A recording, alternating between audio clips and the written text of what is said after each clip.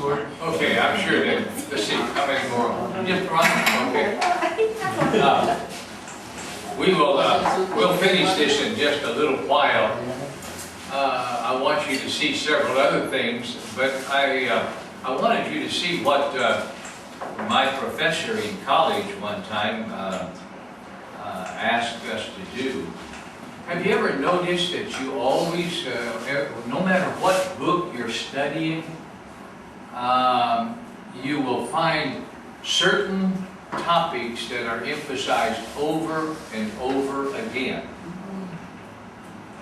And of course, those are the basic principles of the gospel. And what you see, for example, in 1 Peter and on the day of Pentecost, you see some of those topics. The topic is Jesus. Now, I have been preaching to brethren for a long time that we always need to lay a foundation about Jesus before we go anywhere else.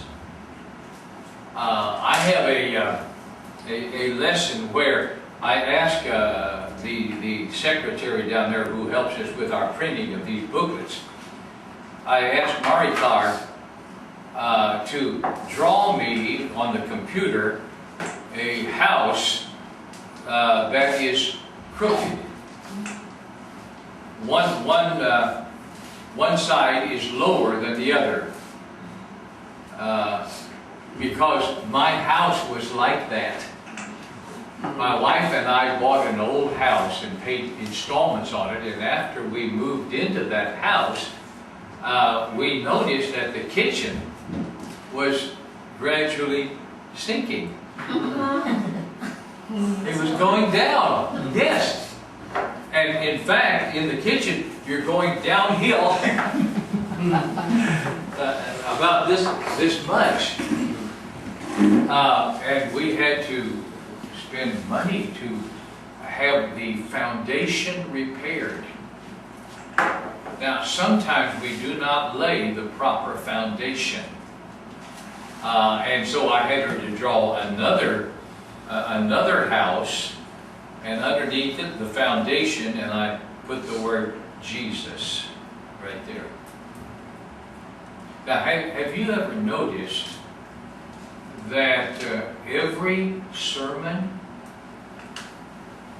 for example, in the book of Acts, every sermon is a sermon about Jesus?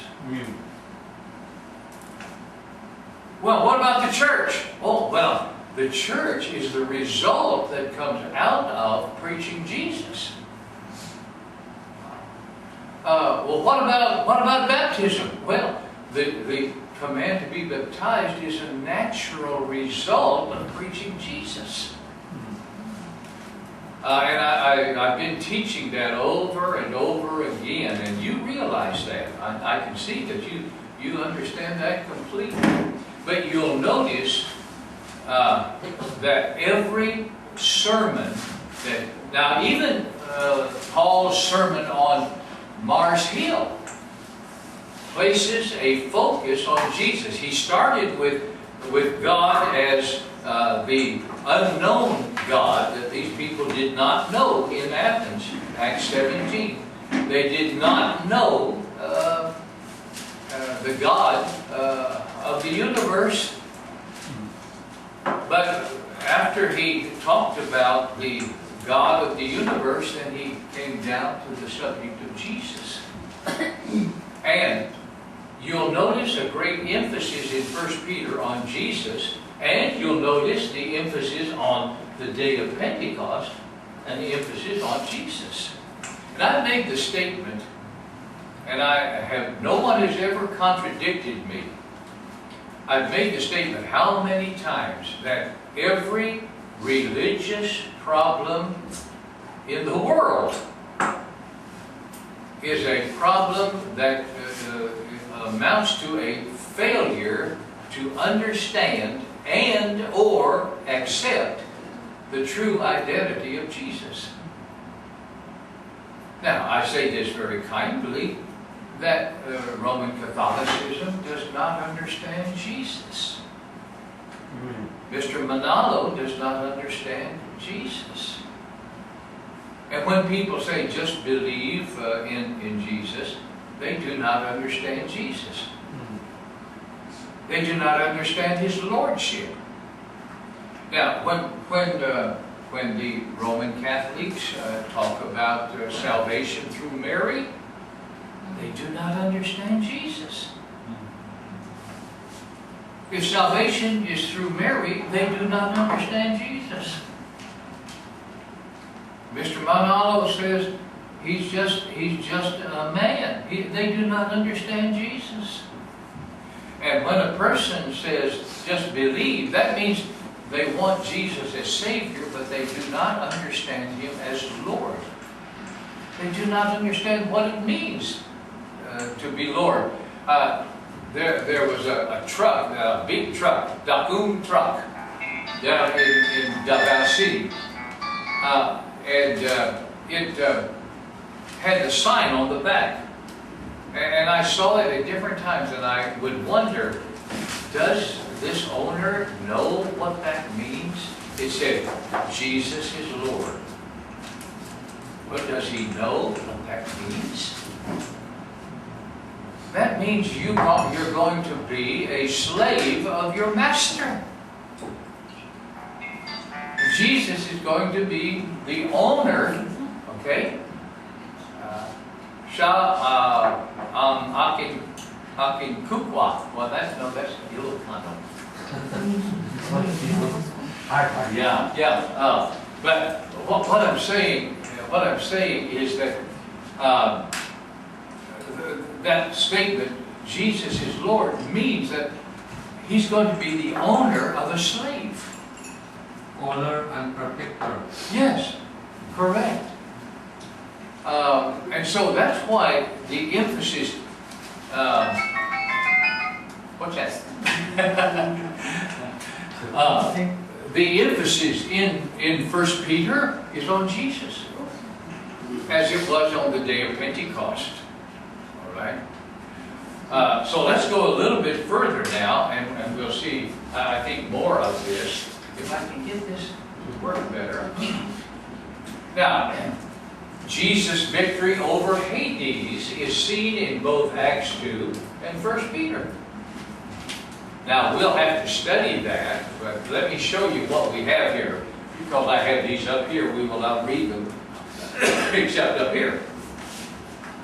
You will not abandon my soul to Hades, or let your Holy One see corruption. He was not going to be left in the unseen world. And that's in Acts 2. That's the statement of Peter on the day of Pentecost. That Jesus was going to be resurrected. He was not going to be defeated by death, by Satan, by anyone. All right? You will not abandon my soul to Hades, or let your Holy One see corruption. But what did he say in Peter? Now in 1 Peter, okay? In which he went and proclaimed to the spirits in prison. Now we must study that on Wednesday or Thursday, whatever.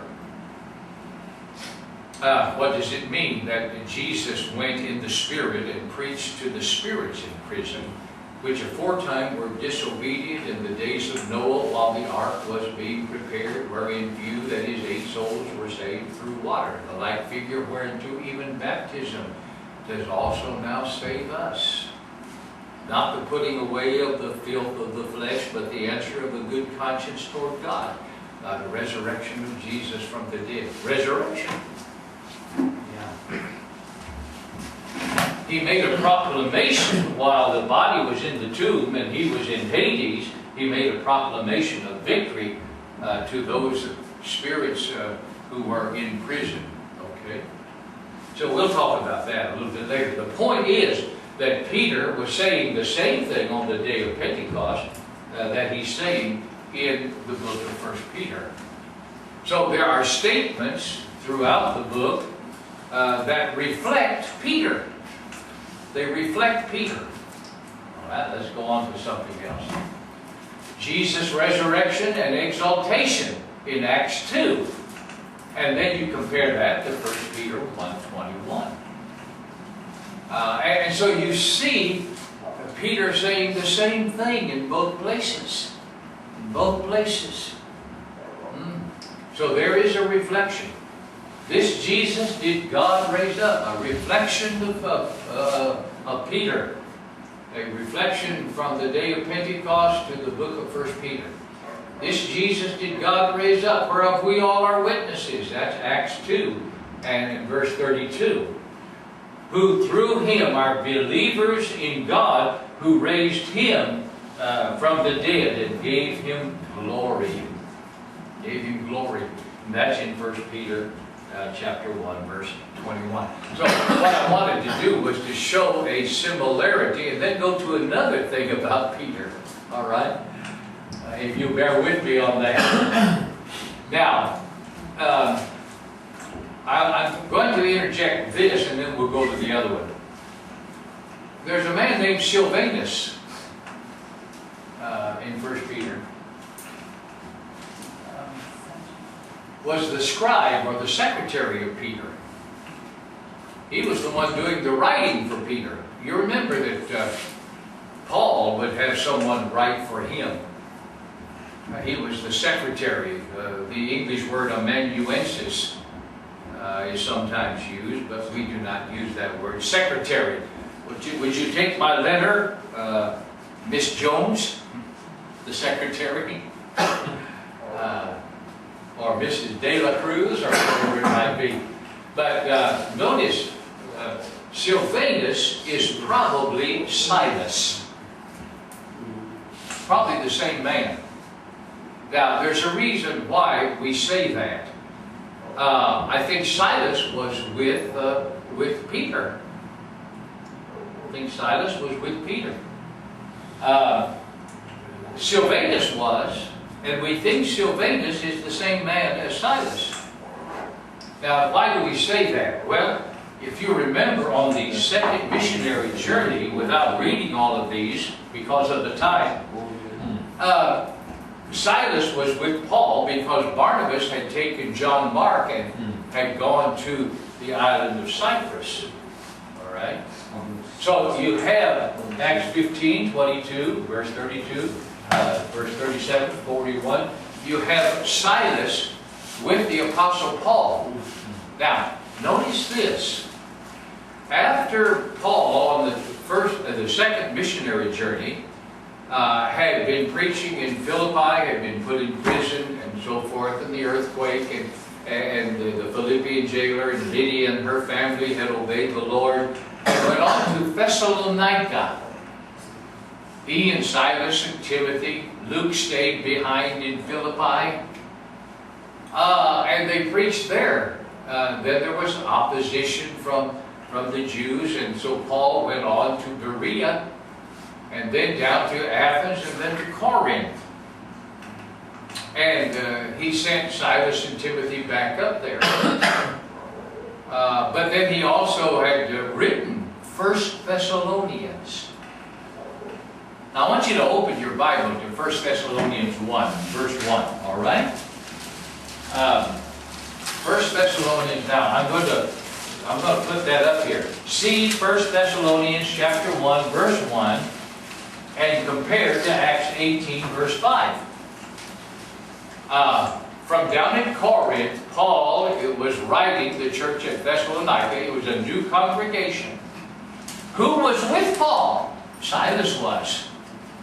Silas was with Paul when he was down there around Corinth and had been in Athens. And Silas and Timothy had gone back up to Thessalonica and tried to encourage the brethren there. But what does he call him in 1 Thessalonians 1:1? Who will read it? Okay?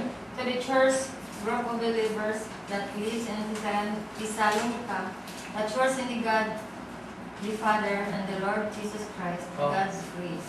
Okay. And peace be yours. So he mentioned Silvanus, did he not? Paul, Silvanus, and Timothy. Yes, well, Timothy's in there too. You remember that when you read Acts, Silas and Timothy were with Paul down there in Corinth.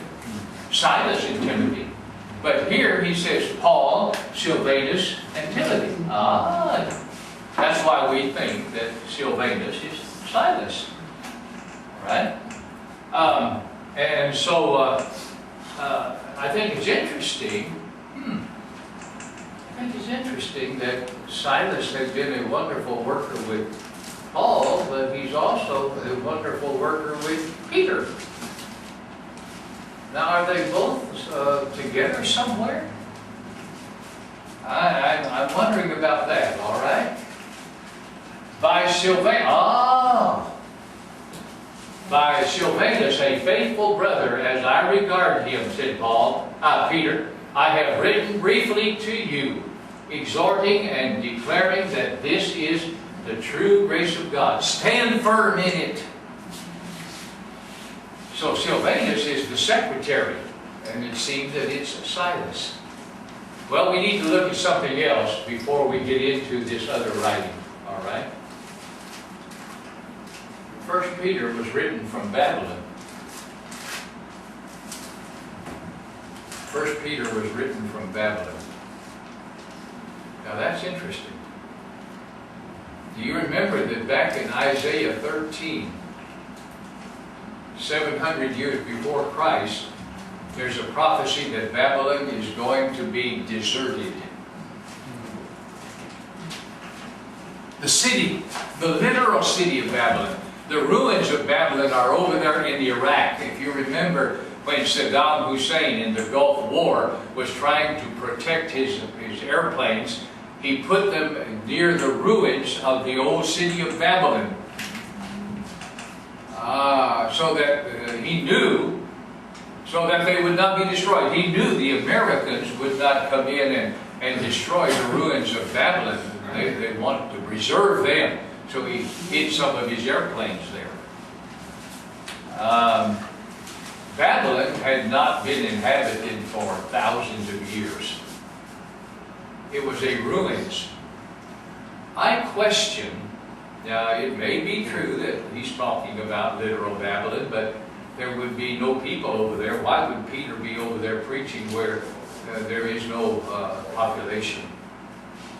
And so I wonder if it's really written to physical Babylon. I mean, written from physical Babylon. I doubt that it is. But anyhow, some people believe very strongly that Peter was in the old city of Babylon, literal Babylon. But there's another idea. Sir, excuse me, sir. Oh, I just want to know who is this gender she being mentioned in verse 13? oh, okay. Yeah. All right. Now there are differences of opinion.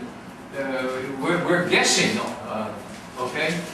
There are differences of opinion about the she. Yeah. Good question. Where is that?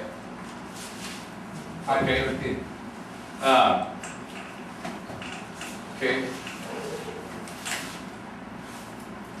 5:13. 5:13, 1 Peter 5:13. Oh, that was before, wasn't it? It's quite a bit back. Where are we? 1 Peter 5:13. No. I think, I'm trying to find it. yeah, that one. Oh, okay. Read first Peter 5:13, okay? She who is in Babylon, choosing together with you, since you have greetings, and so does my son Mark, greet one another with a kiss of love. Yeah. Peace to all who are in Christ. Okay. We had that before. We had the verse up here before. Yeah. That's correct. Now, there are different ideas that people have about who she is. Yeah. There are people who think that this is Peter's wife. Was Peter married? Yes. Yes. And so there are people who believe this was his wife and that he's sending her greetings, all right, to these people in Pontus and Cappadocia and Bithynia and Asia and Galatia and so forth. And that could be true, but I wonder, because if you remember, when you read the writings of the epistles of John, all right, he talks about the elect lady and her children. In that passage, some scholars believe that's not talking about a literal lady, that it's talking about a congregation of the Lord's people. Now there may be a specific lady, we're not sure about that. Evidently, when John was writing and when Peter was writing, these people knew who this she is. But it's hard for us to tell. Yeah, it's hard for us to give a specific answer to that question. Who is that she that is greeting the people to whom Peter is writing? It evidently is one person, or it's several persons in a group. In a group. And so beyond that, we really cannot go. That is she. No. Yeah. What? I think it's some, instead of she, it just puts in the church instead of she. Say that again, RJ. The King James here doesn't say she, it just says the church. Oh, the church. We're gonna say Oh, okay. church. Well, I haven't used the King James for a long while. I did not know what it stated there. Maybe there are some manuscripts that would have the church. Okay. So that's probably an interpretation. I do not know It's the an Italian, church. so probably. It's an Italian, so it's even like an Italian, so it's like Oh, okay. you're trying to figure out what it is. Yeah, that's right. Yeah, when it's in italics, it's not in the Greek text. That's right. Yeah, thank you. Translation. Good. From other translation, sa ginabutang, what? What? Ang she, church kay diri sa ako, Church church mo? in Lebanon. Church. Other translation, church. Kasi para easy to read. What? Easy to read. Okay, what does it say? In IB. The church in Lebanon. The church. Oh, now that's maybe, let me check the Greek on that, okay? Because that may be, as RJ was talking about, is italicized. Can you look it up? Has Okay, look it up. star and asterisk by it here.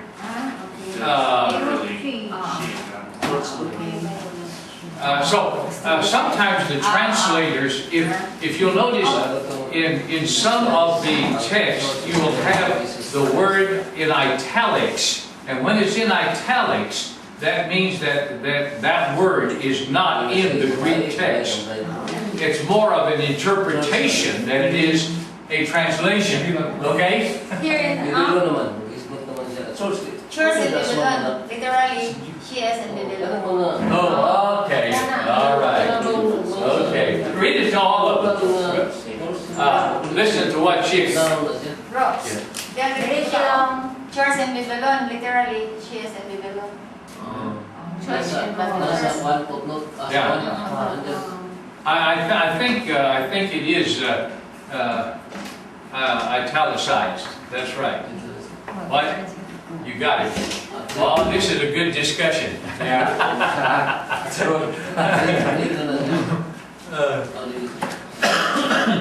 Okay, we cannot go on until we get the answer.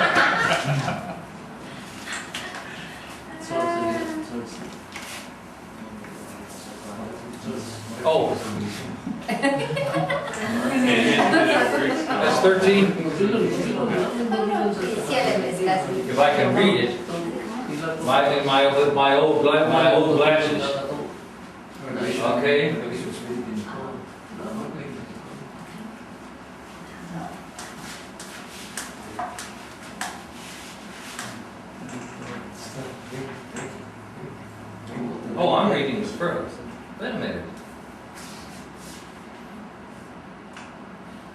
What verse is that? 5:13. 5:13, Peter 5:13. 5:13. Yes. Okay.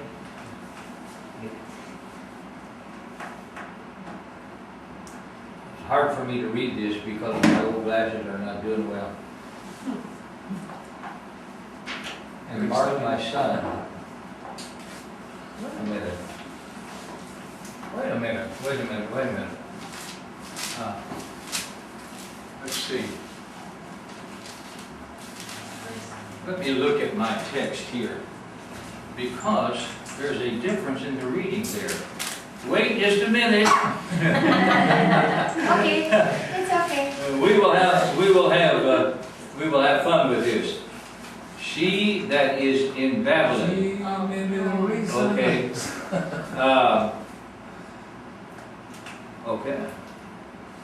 Elect. Okay. Together with you, salute you. She that is in Babylon. Let me see where that text is. Oh no, it is she.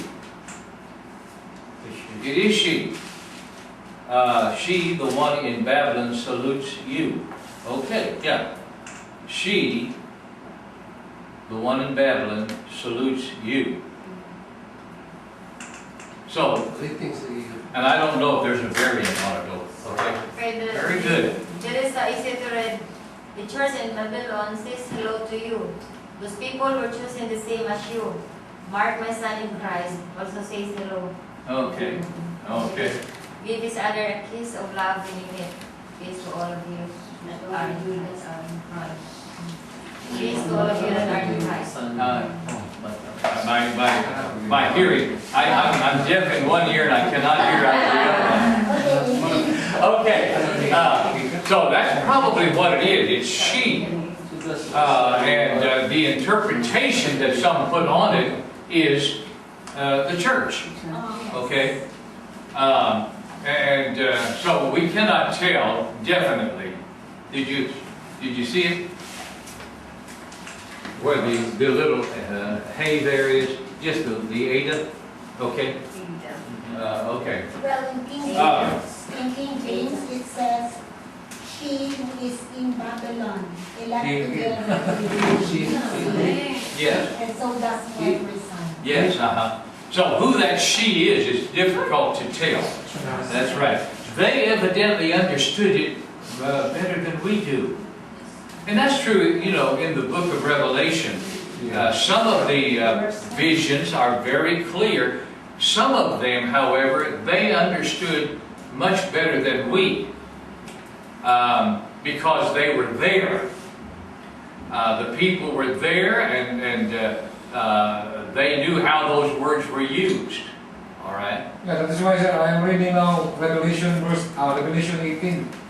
I'm referring Revelation 18 to 1 Peter chapter 5. Oh, okay. Yeah, it talks about Babylon. Because of the word Babylon. Yeah. Yes. It is probable, to me, it is probable that the word Babylon here is used in a figurative way as an expression for the city of Rome. Yeah. When you study Revelation, now we're moving on because of time, okay? When you study the book of Revelation, you will notice that the harlot, the prostitute there, is called Babylon. Yeah. And then the book of Revelation in 17 and 18, chapter 17 and 18, will explain who Babylon is. It was the city that ruled over the kings of the earth. And in John's day, that was Rome. And it sat on 7 hills. And of course, that was Rome. And so, I'm wondering if Peter was not in Rome, and Silas was there in Rome, and Mark, oh wait. See, Paul was in prison in Rome and expecting to die, and he wanted Timothy to bring Mark to Rome with him. 2 Timothy 4. And so, at the time when Paul is about to die, and we think both of them may have been killed by Nero, Emperor Nero. All right? And so, Mark coming with Timothy, and Peter talking about Mark, and how he salutes the brothers over there in Pontus and Galatia and Cappadocia and so forth. We wonder if this is not a figurative expression for the city of Rome. Now, I am not strong on making that statement. Certainly it could be the city of Babylon, but it was no longer a city. It was a ruins. And you can look in the booklet. I'll give you the booklet this evening. I think Brother Clint was planning to give everybody a copy this evening.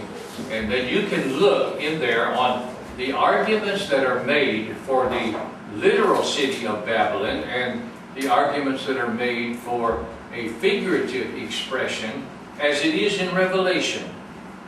Now, those who believe it's literal Babylon say, well, when Peter was writing, perhaps the word Babylon did not apply to Rome like it did when the Apostle John was writing the book of Revelation.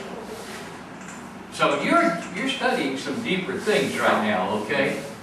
And that's good. And I appreciate your comments on this. All right, so let's go very quickly. If you look at those, and maybe you'll have some more questions. Oh, see the booklet. Did you see that? Where did it go? Yeah. All right. Okay. She who, we have again. She who is at Babylon, who is likewise chosen, sends you greeting, and so does Mark, my son. And so, the lady who is at Babylon, who is likewise chosen, sends you greetings. And that's the way it's in the Greek text there. All right. Okay, let's go a little bit further. The date of the writing of 1 Peter is probably about 63 or 64 AD, shortly before the persecution under Emperor Nero. That's why somebody said one time, people will call their son Paul, but they were called their dog Nero. Oh. Okay. He was one of the most evil men that ever lived. And so we wonder if both... Now, there's an old legend that says that Peter was crucified upside down, head down. Whether that's true or not is conjectural. We just are not sure about that. Okay. All right, very quickly. The recipients of the book were aliens in this life. They were going to another place. They were going to heaven. From Pontus, Galatia, Cappadocia, Asia, and Bithynia. All right. The province of Galatia was visited on Paul's first journey in company with Barnabas. Now, Galatia is not only North Galatia, but it's South Galatia. The Roman province included South Galatia, and if you remember, that included Antioch in Pisidia, Iconium, Lystra, and Derbe. Remember that Paul was stoned. They threw rocks at him, and they thought he was dead in Lystra. But he was not dead. He got up. And they went to Derbe, and they made many disciples in Derbe. So this is southern Galatia. Northern Galatia was a completely different group of people. Galatia comes from Gauls, and from the word Gauls, G-A-U-L-S, and that was France. There had been people who immigrated much earlier and had come into that area. And they were basically farmers. They had their own language. That was in North Galatia. But possibly what Paul is referring to here are these cities down in South Galatia. When we talk about the province of Galatia, that Paul and Barnabas visited on the first journey, all right? Look at the next part. We're hurrying. The gospel spread through the province of Asia at the time Paul taught in the lecture hall of Tyrannus. Now, Asia is the province over to the west there in Asia Minor. It was not shown on that map that I took off of the internet. Reasoning daily in the hall of Tyrannus. This continued for 2 years, so that all the residents of Asia heard the word of the Lord, both Jews and Greeks. And so, Peter is writing to places where Paul had been. Paul had been in Galatia, Paul had been in Asia on the third journey. That's where this took place. Now, he's talking about the province of Asia, not the continent of Asia. We're in the continent of Asia, in the Philippines. But the province of Asia in western Asia Minor, which is now Turkey. All right, let's see.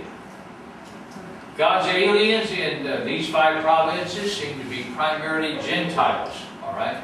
We've still got that last, whoop. I'm having problems with my machine. Please pardon me. The aliens in Christ, the spiritual aliens, all right? The ones that he calls aliens in this world, in these 5 provinces, seem to be primarily Gentiles. How many are Gentiles in this room? Are you a Gentile? Yeah. Yeah, all of us are. Because we're not Jews. Yeah. Okay. The only distinction between in the Bible there is between Jews and Gentiles. Now the word Gentiles comes from a word which means nations. We get ethnic, the word ethnic, from the word Gentiles. That means different ethnic groups outside of the Jewish people. We get ethnology from that Greek word. Okay? All right. Now, the one reason why we think that they were primarily Gentiles is this verse right here, 1 Peter 4:3, where he says, "The time that is past suffices for doing what the Gentiles want to do, living in sensuality, passion, drunkenness, orgies, drinking parties, and lawless idolatry." He said that's in the past. You see, he's emphasizing the holy life. That's what we will talk about. He's emphasizing a holy life. So we think that most of these Christians in those 5 provinces were Gentiles like we are. Okay, now here's what I was trying to get to. I thought I had put it back earlier with the day of Pentecost. The same message, now the word message in the Bible is the word kerugma. The same message at the house of Cornelius is found in the book of 1 Peter. Oh, who preached at the house of Cornelius? Peter. Okay, you see, here's what I had to do in college, in a graduate class of some kind. The professor wanted us to take the sermon to Cornelius. He wanted us to take the sermon to Cornelius and look at the various points that Peter made there. And then he wanted us to find these same points in other books of the New Testament. Oh! And it's interesting if your professor asks you, I want you to take this point in Peter's sermon to Cornelius, and I want you to find, every time you can find this point, in Hebrews or 1 Peter. Aye. Now, let me show you what I'm talking about. Maybe you'll want to study this in the time ahead. We will not have time, we have to stop. But in Acts 10, 34 to 48, is the sermon to Cornelius by Peter. By Peter. And it's interesting just to look at 1 Peter and see how much of that sermon to Cornelius is found in 1 Peter. All right? We will not read all of that because we're going to stop in a few moments. Peter preached at the house of Cornelius. All right? The message of Peter, okay? Prophets again. The prophets had spoken of Jesus. All right? Now, Peter talks about that in 1 Peter 1. But it's also in the sermon to Cornelius. Jesus crucified, 1 Peter 2, 21 to 24. But it's also in the sermon to the household of Cornelius. The resurrected Jesus, 1 Peter 1, verse 3, 21, 3, 21 and 22, and on and on and on. Peter talks about that in 1 Peter. But he also talked about it at the household of Cornelius. Right? Jesus is Lord. He talks about it in 1 Peter 3:15. Sanctify in your hearts Christ as Lord. Right? And he talked about that in Acts 2, verse 36. And he talked about that in Acts 10 at the household of Cornelius. And verse 36. What else? Let's see. What else do I have here? Oh, the Lord will judge. Look at 1 Peter 4, verse 5. We will not read that right now. But that's what he said at the household of Cornelius.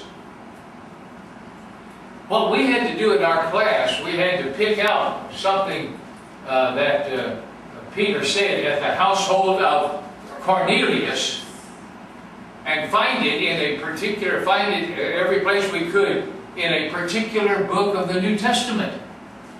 And it's amazing how much of Peter's sermon to Cornelius is also found in 1 Peter. All right? He will judge. The message must be believed, 1 Peter 1:21, as well as the sermon to Cornelius. The message must be obeyed. Whoops. It goes away all the time. I'm really having a problem with this. Maybe it's Uncle Bob. The message must be obeyed in the command of baptism. 1 Peter 3:20 and 21. But it's also found in the sermon to Cornelius. Can any man forbid water? Okay? So, maybe you want to look at that sermon in Acts 10, 34 to 48, and compare it to what you see in 1 Peter, or another book of the New Testament.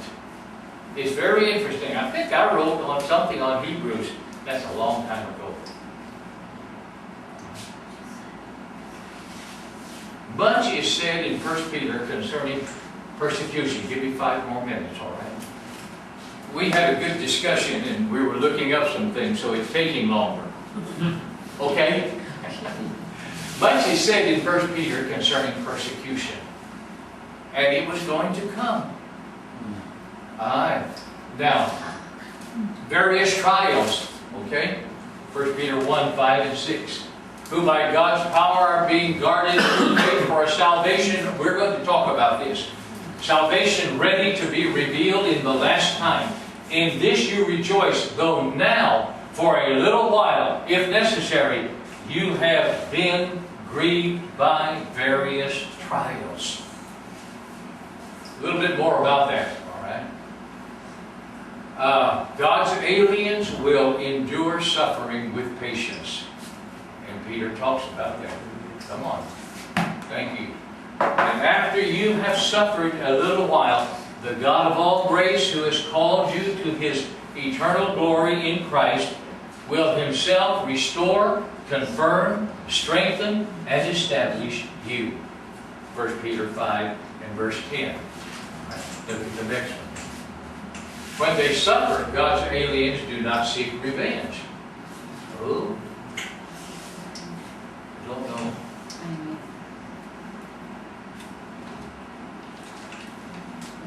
Even though we box us. Yeah, do not repay evil for evil or reviling for reviling, but on the contrary, bless. Oh, that's hard, isn't it? For to this you are called, that you may obtain a blessing. Chapter 3, verse 9. And so he talks about persecution. You're going to suffer. Now, let me make this point, if I can make this thing work right. The persecution at that time, now years later, it's going to be death, blinding. Okay. Their persecution seems to have been primarily slander at that time. Because here's what he says. Having a good conscience, so that when you are slandered, those who revile your good behavior in Christ may be put to shame. We're not sure that now in Rome, see, the persecution under Nero seemed to have been primarily around Rome and not all over the empire. Now later it's going to be all over the empire. When Pliny was there as governor in Asia Minor, that's far away from Rome. But at Nero's time, it was primarily in that area of Rome. All right? What else do I have here? The Christian's hope is seen in 1 Peter 5. Maybe we'll continue this tomorrow. The hope of an eternal inheritance. We'll study that tomorrow. 1 Peter 1, 3 and 4. It's a living hope made possible by the resurrection of Jesus from the dead to an inheritance that is imperishable, undefiled, and unfading, reserved in heaven for you. You could call 1 Peter the book of hope. Hope. Hope. All right? Waiting for the salvation that lies ahead. There is hope. Who by God's power are being guarded through faith for a salvation ready to be revealed in the last time. You thought you were saved when you were baptized. You weren't. No, sins. But there is also a future salvation. We'll talk about that. All right. Let's see what else I have. God's aliens fix their hope on the grace to be received when Jesus is revealed. He's coming. Excuse me. And you're going to receive glory and honor. Backward. Okay. Backward. Backward. First. Oh, backwards? Go back? I can't go back. It will not allow me.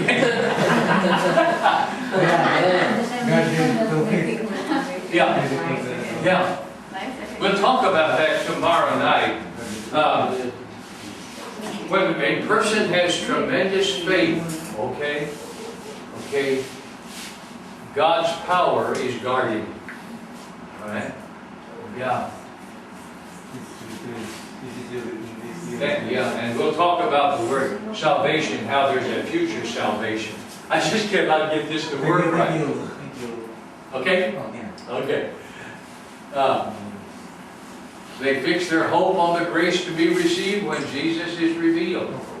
Preparing your minds for action and being sober-minded, set your hope fully on the grace that will be brought to you at the revelation of Jesus Christ. Chapter 1, verse 13. See, all of this is hope, hope, hope. I'm going too fast, but maybe we can.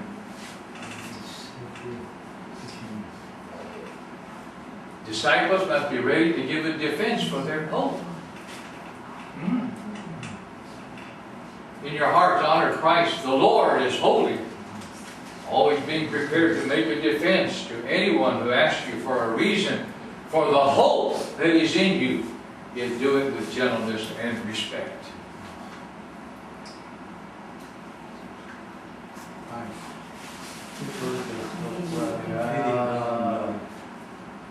Peter was an elder, and he was talking to those who were elders of the church. And he said there's a crown of glory waiting. See the hope, the hope, the hope, the hope. And when the chief shepherd appears, you will receive the unfading crown of glory. So, 1 Peter is a book of hope. Maybe if I stand, that's all. That's all. I went too fast, I know. But we had a good talk a while ago, all right? And we were looking at some things, and that was good. That was good. That was good. I did not finish completely, but maybe we can come back. Let me pass these out, okay? Take one of them, all right, and pass it around. This house? Uh-huh. Nice.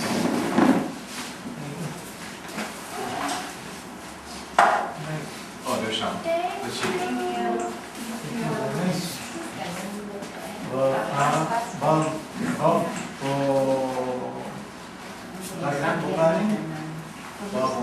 Buchanan. Who's he? Oh. Nice. Very good. Everyone have one? Okay. And we'll keep some for, maybe some more will come tomorrow night, okay? Please read the first chapter and look at the notes. Maybe you'll want to go through the introduction a little bit, what we have studied tonight, okay? Thank you for being here. Lord willing, I'll be here tomorrow night. We hope you can be. Thank you. Okay? Would you lead us in a closing prayer? Okay? Let's stand together, okay? Let's stand together and have a closing prayer. Thank you. Let us pray. Heavenly Father, we give you thanks this evening. The words of God, your word that you share with us by using our brother Bob here. And as we go into our house, into our home, please guide us. And leave angels for us to guide us in our home safety. And give us also the blessings that we need today. And as well as the mothers family who are far away from us, living in a right way and bringing and giving back for us. We thank you, Lord God, through Christ Jesus. We ask. Amen. Thank you. Thank you. Thank you. Maybe we'll go back and review just a little bit tomorrow. Too fast. Too fast. Fast, fast.